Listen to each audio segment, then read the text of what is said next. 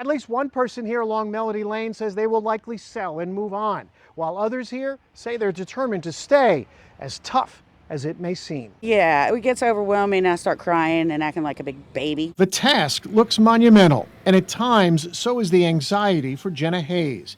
But then something unexpected happens. Help from strangers, clearing a swarm of bees, help with power lines, and cutting trees. The guy came back and some people are like, we had no idea it was this bad. We're not charging you. Acts of kindness from strangers, even the Red Cross, which is still visiting. Where she lives, there is widespread damage, but it is livable as brush and debris are cleared, a job that could stretch on for weeks.